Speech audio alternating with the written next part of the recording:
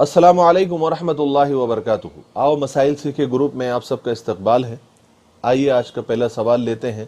पहला सवाल है अनवर भाई का, जो कि अहमदनगर से हैं।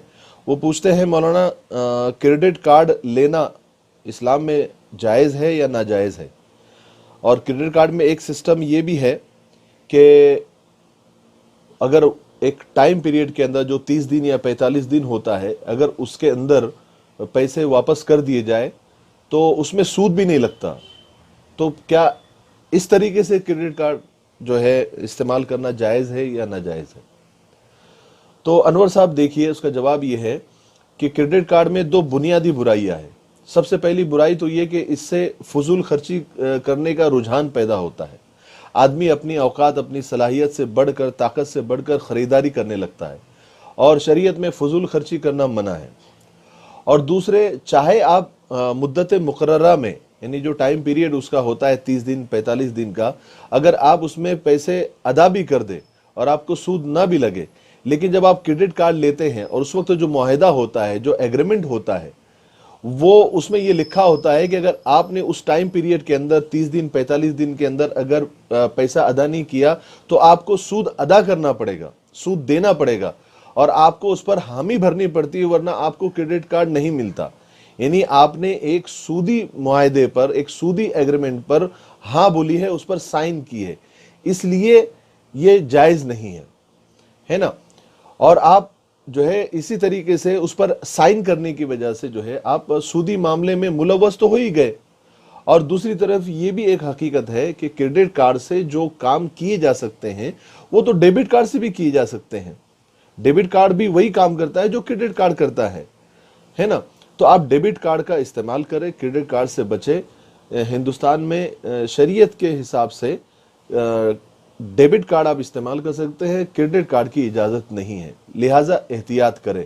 हाँ, बाज़ मुल्कों के हालात, आप बोलेंगे कि फ़लाने मुल्क में ऐसा है, फ़लाने मुल्क में ऐसा है, बहुत सारे एतराज़ात लोगों के आते हैं, लेकिन देखिए बाहर के मुल्कों के हालात और वहाँ के एग्रीमेंट, वहाँ के जो मुआहदे होते हैं वो अलग हैं, वहाँ के उलमा की राय अलग हो सकती है, लेकिन हिंदुस्तान में जो है शरीयत के एतबार से क्रेडिट कार्ड इस्तेमाल करना जायज़ नहीं है। दूसरा सवाल हमारी एक बहन का है जो एजुकेशन लोन से मुताल्लिक है। वो ये पूछती है कि मौलाना आजकल जो एजुकेशन लोन हुकूमत दे रही है, और ये लोन स्टूडेंट को ही दिया जाता है ताकि वो अपना तालीमी सिलसिला जारी रखे, और इस पर बहुत मामूली सूद लिया जाता है, और इससे हुकूमत का मकसद नफ़ा कमाना भी नहीं होता है, और ये सिर्फ स्टूडेंट को ही दिया जाता है। तो क्या इस तरह का लोन लेना जायज़ है? तो इसका जवाब ये है कि देखिए, तालीम जो है एक इंसान की एक इनफरादी ज़रूरत भी है और इज्तिमाई और अवामी ज़रूरत भी है। ख़ास कर हिंदुस्तान के अंदर मुसलमानों के हालात को मद्देनज़र रखते हुए, मुसलमानों की तालीमी कैफियत को देखते हुए, तालीम पर तवज्जो देने की बहुत ज़्यादा ज़रूरत है। अगर कोई ख़ास तालिब इल्म, कोई तालिब इल्म ख़ास नौइयत की कोई आला तालीम हासिल करने का अहल हो, उसके अंदर इतनी कैपेसिटी हो कि वो अगर उसको पैसा मिला तो वो बहुत आगे जा सकता है और आला तालीम हासिल कर सकता है, और उसके पास इतने पैसे ना हो कि वो कर्ज के बगैर तालीम हासिल कर सके, और इस मकसद के लिए उसने बहुत जगह कोशिश भी की कि उसको सूद के बगैर पैसा मिले, लेकिन उसको नहीं मिला। अगर उस वक्त उसको पैसा न मिला तो वो तालीम हासिल नहीं कर सकेगा, और वो जो है फिर गलत लाइन में जा सकता है। तो इस मकसद के लिए कि जब वो किसी और जगह से उसको सूदी, गैर सूदी कर्ज न मिल रहा हो, तो ऐसे हालात में उसको एजुकेशन लोन लेना दुरुस्त है, क्योंकि शरीयत में हाजत के मौके पर, ऐसी हाजत के मौके पर इस तरह का सूदी कर्ज लिया जा सकता है।